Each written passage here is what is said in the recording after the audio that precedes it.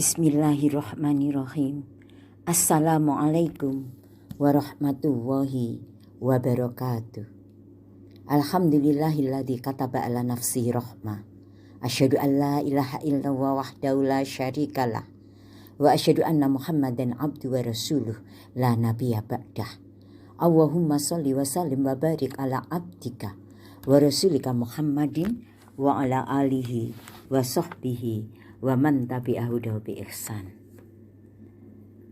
Pendengar rahimakumullah, alhamdulillah hari ini sungguh kita memperoleh nikmat dan karunia yang amat luar biasa.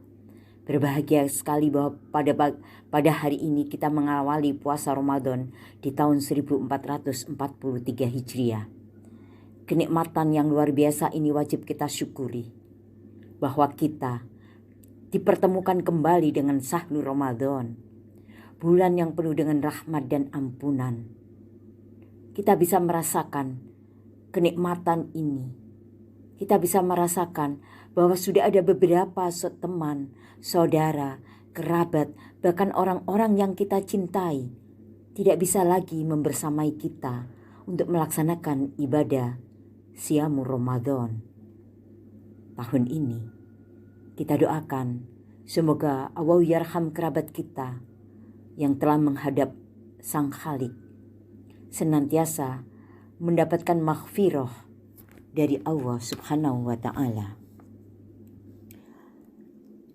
Pendengar rahimakumullah, betul-betul bulan ini adalah bulan yang kita nantikan. Oleh karena itu, mari kita bersama-sama menyambut bulan ini, menyambut Ramadan ini dengan penuh sukacita sebagai sarana untuk meningkatkan ketakwaan kita kepada Allah Subhanahu wa ta'ala. Satu hal yang ingin kita sampaikan adalah bahwa selama bulan Ramadan ini kita harus menjaga puasa Ramadan kita. Pertanyaannya, apakah yang kita dapat? Apakah yang didapat oleh orang yang berpuasa? Lapar, haus, lesu? Mungkin itu yang kita dapat. Dan mungkin hanya itu.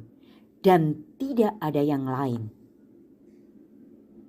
Sebagaimana Abu Hurairah pernah berkata, Rasulullah SAW bersabda, Rubba so'imin khadu min siyamihil ju' wal atosh. Wa rubba qa'imin khaduhu min qiyamihi as-sahar. Yang artinya, berapa banyak orang yang berpuasa tidak mendapatkan bagian dari puasanya, melainkan al-ju' wal atos, lapar dan dahaga. Dan berapa banyak orang yang salat malam tidak mendapatkan bagian dari ibadahnya, melainkan as-sahar, begadang saja. Jika seperti itu, apakah kita memperoleh suatu manfaat dari puasa kita? Tentu tidak. Terus bagaimana? Kita tinggalkan puasa? Kita tidak berpuasa? Tentu juga tidak. Puasa adalah kewajiban bagi setiap muslim. Seperti sudah dicantumkan dalam Quran surat Al-Baqarah ayat 183. Yang harus kita lakukan adalah mencari tahu mengapa puasa kita sia-sia. Mengapa puasa kita sia-sia? Nah, yang pertama, kita hendaknya memahami dan memenuhi syarat diterimanya amal kita, yakni puasa kita, agar puasa kita tidak sia-sia. Syarat itu yakni iman dan niat ikhlas. Dalam hadis dari Abu Hurairah, bahwa Rasulullah Shallallahu Alaihi Wasallam bersabda, "Man shoma Ramadhana imanan wahtisaban, ghufira lahu ma taqaddama min dambih, wa man qama lailatal qadri imanan wahtisaban, ghufira lahu ma taqaddama min dambih."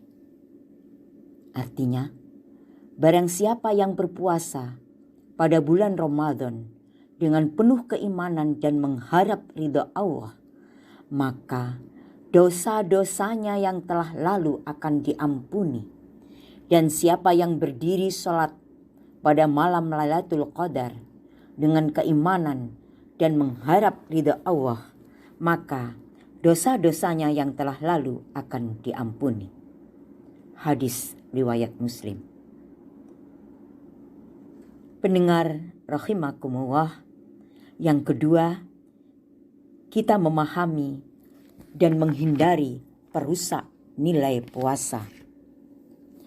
Orang yang berpuasa hendaknya menjauhi segala kemaksiatan dan perilaku dosa. Dari Anas bahwa Rasulullah Shallallahu Alaihi Wasallam bersabda, "Al-hasadu ya'kulul hasanati kama ta'kulun narul khatobah, wa sadaqatu tudfi'ul khati'atah kama yudfi'ul ma'u naro, wa salatu nurul mu'min, wa siyamu junatum mu'minan nar." Kedengkian akan memakan kebaikan sebagaimana api memakan kayu bakar, dan sedekah akan menghapus kesalahan sebagaimana air dapat mematikan api.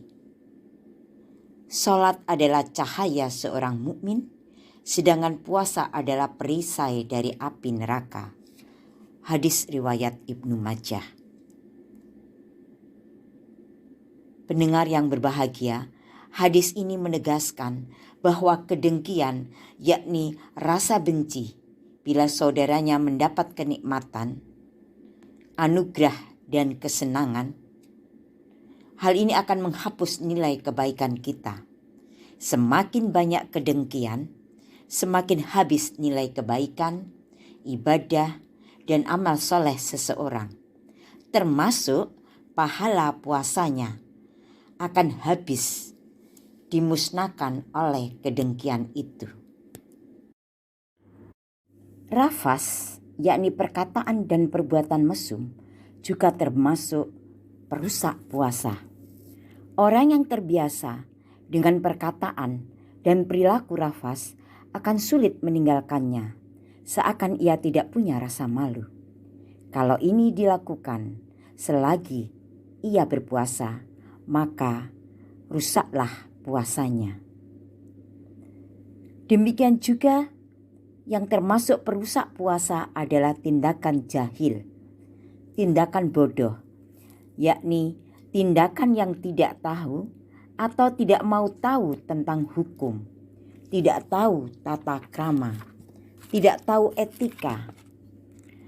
Pelaku kejahilan akan melanggar ketentuan syariat agama yang dengan demikian ia berdosa dengan menzalimi diri sendiri.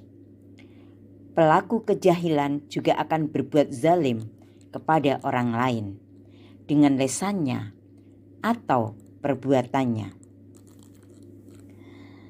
Dalam suatu hadis dari Abu Hurairah radhiyallahu anhu bahwa Rasulullah Shallallahu Alaihi Wasallam bersabda, yang artinya, saum itu benteng, maka orang yang melaksanakannya janganlah berbuat kotor atau rafas, dan jangan pula berbuat bodoh.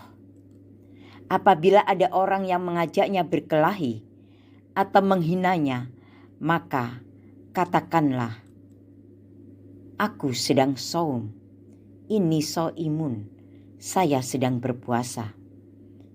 Dan demi zat yang jiwaku berada dalam tangannya, sungguh bau mulut orang yang sedang saum lebih harum di sisi Allah Ta'ala daripada harumnya minyak misik atau parfum. karena dia meninggalkan makanannya, minuman, dan nafsu syahwatnya karena aku. Shaum itu untuk aku, dan aku sendiri yang akan membalasnya. Setiap satu kebaikan dibalas dengan 10 kebaikan yang serupa. Perkataan dan perbuatan dusta yang akan merusak nilai puasa kita juga.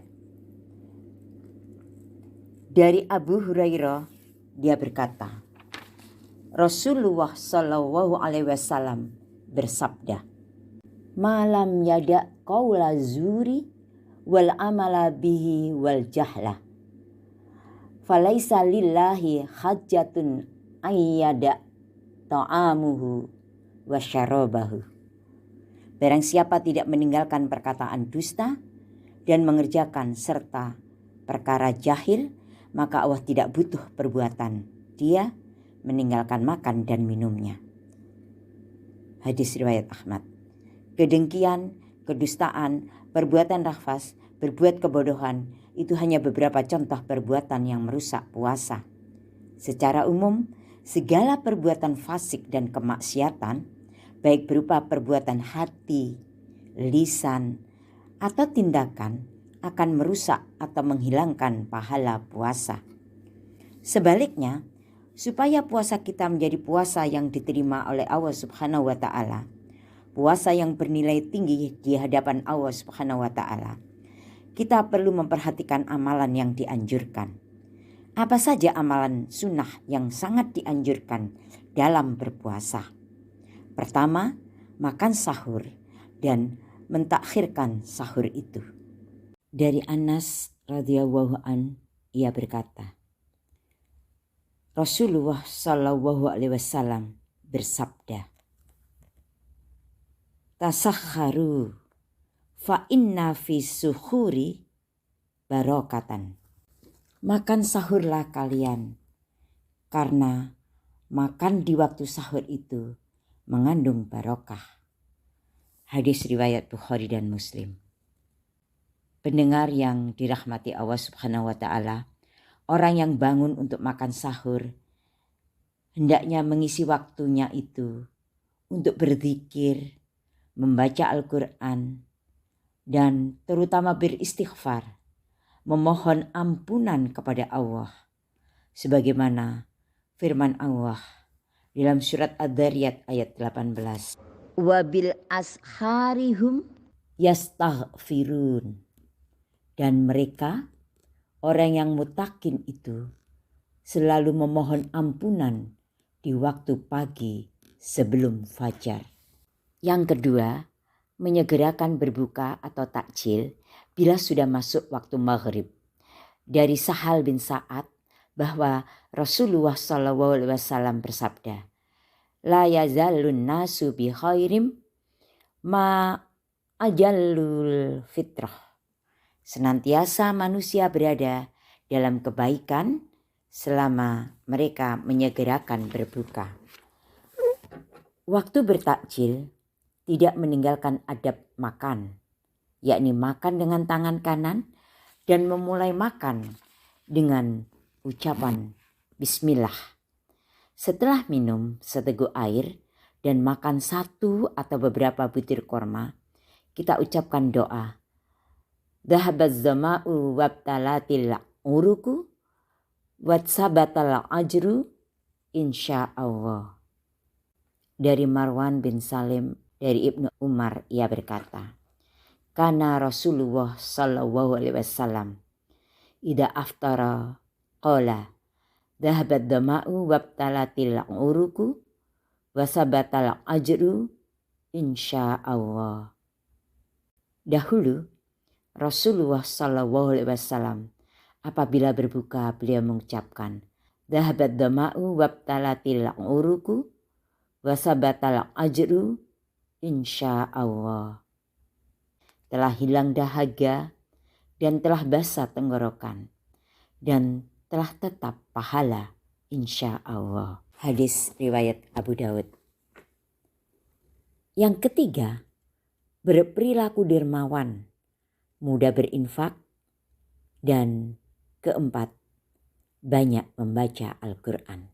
Dari Ibnu Abbas radhiyallahu anhuma, ia berkata, yang artinya Nabi Shallallahu Alaihi Wasallam adalah manusia paling dermawan, terutama pada bulan Ramadan ketika malaikat Jibril alaihissalam mendatanginya, dan Jibril alaihissalam mendatanginya setiap malam bulan Ramadan, dan dia mengajarkan Al-Quran kepada beliau Shallallahu Alaihi Wasallam. Sungguh Rasulullah Shallallahu Alaihi Wasallam ketika didatangi Jibril alaihissalam, kedermawanannya jauh melebihi daripada angin yang berhembus. Para pendengar rahimakumullah, dapat kita rangkum bahwa amalan kebaikan bagi orang yang berpuasa terdiri dari makan sahur dan mentakhirkannya, mengisi waktu sahur dengan istighfar, zikir, membaca Al-Quran, menyegerakan berbuka, berdoa setelah takjil. Dhahabat dama'u wabtalatil uruku watsabatal ajru insyaallah. Bersemangat untuk segala amal saleh, dari gerakan filantropi, gerakan bersedekah, gerakan beramal soleh akan selalu kita lakukan selama Ramadan. Demikian apa yang bisa saya sampaikan. Nasrum minallah wa fathun qarib wa basyiril mu'minin. Semoga Allah senantiasa memberi kita taufik dan hidayah kepada jalan yang diridainya. Amin. Wassalamualaikum warahmatullahi wabarakatuh.